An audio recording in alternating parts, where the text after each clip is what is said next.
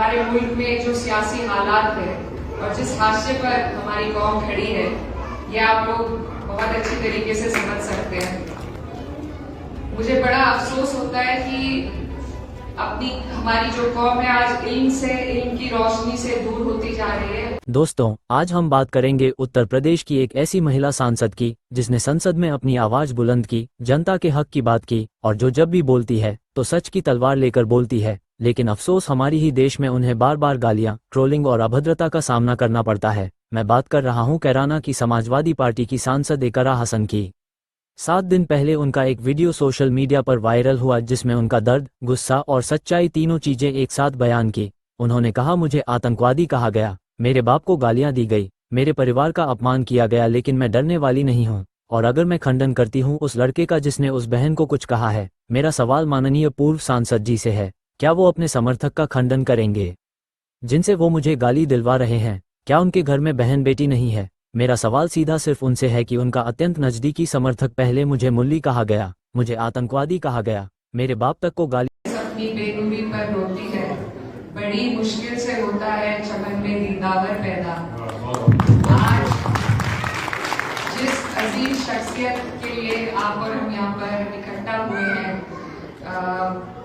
Sir Syed Ahmad Khan, जिन्होंने कौम को वो रोशनी दिखाई और उस वक्त पर दिखाई जब हम ऐसे अंधेरे में धकेले गए थे कि सियासत से और इल्म से हमारी कौम बहुत दूर थी।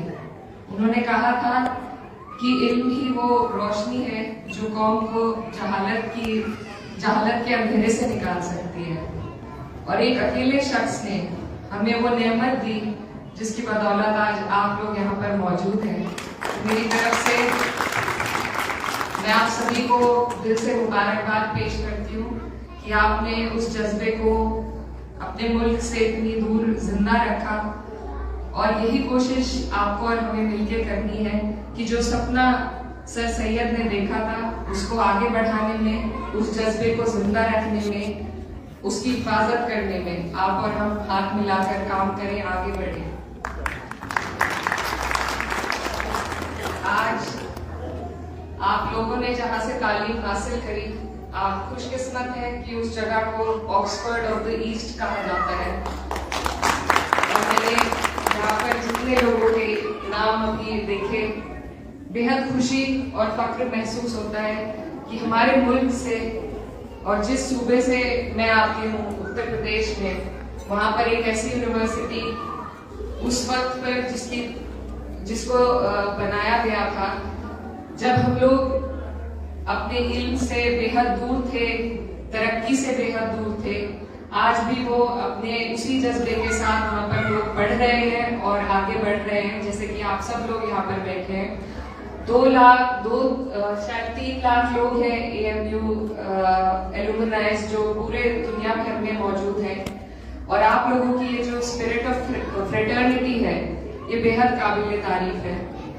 लेकिन मैं यहाँ पर मुबारकबाद और इस दिन को आप लोगों के साथ खुशी में मनाने के साथ साथ आपके सामने कुछ बातें भी रखना चाहती हूँ। जो जिस मुल्क से आप और हम आते हैं, वहाँ के जो मौजूदा हालात है वो आपके सामने थोड़ा मैं रखना चाहती हूँ, क्योंकि जरूरी है कि हम सर सैयद के सपने को एक दिन तक महदूद ना रखें, बल्कि उसे आगे बढ़ाने की और उनके सपने को पूरे करने की कोशिश करें, उसकी तरफ चलें।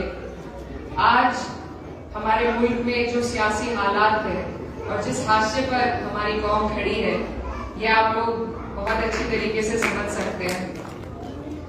मुझे बड़ा अफसोस होता है कि हमारी जो कौम है आज इल्म की रोशनी से दूर होती जा रही है।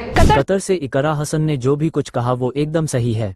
उन्होंने जो बातें कही उनके साथ यहाँ पर हुई है। महिला सांसद की गरिमा की रक्षा जब आपके प्रदेश के मंचों से आपके नेताओं की जुबान से किसी महिला पर अभद्र टिप्पणी होती है तब आप चुप क्यों रहते हैं? क्या विपक्ष की महिला सांसद होना गुनाह है? यही है बेटी बचाओ बेटी पढ़ाओ का असली रूप, कि जब बेटी सवाल पूछे तो उसे गाली दे दिया जाए। इकरा हसन का कतर में हुआ स्वागत सिर्फ सम्मान नहीं, वो उन नफरत फैलाने वालों के मुंह पर एक करारा तमाचा है जिन्होंने उन्हें अपमानित करने में कोई कोर कसर नहीं छोड़े। आज वो लोग चुप हैं क्योंकि दुनिया ने देख लिया कि असली ताकत नफरत में नहीं, इज्जत और सच्चाई में होती है। इकरा हसन ने साबित कर दिया, जो अल्लाह पर यकीन रखता है उसे कोई झुका नहीं सकता।